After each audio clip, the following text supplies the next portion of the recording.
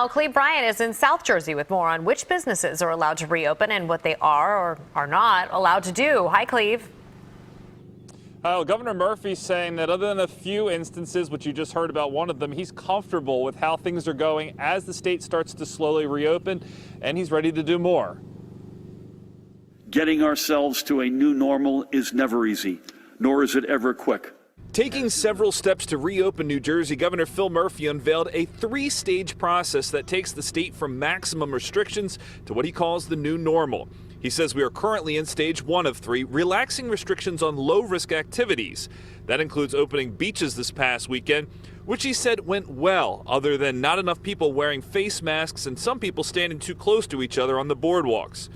Another part of stage 1 began Monday morning, with non-essential retailers allowed to do curbside sales. It's very exciting to be talking to people again.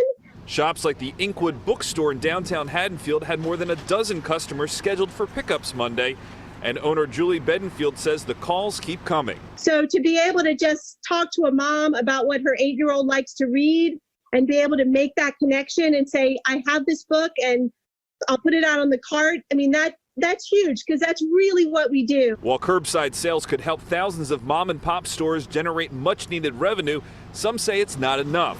Leaders from Atlantic County sent Governor Murphy a letter on behalf of Shore businesses that are not designed for curbside pickup. They said, we urge you to provide them the same opportunities by reopening retail businesses in time for the Memorial Day weekend, the unofficial kickoff to the summer season.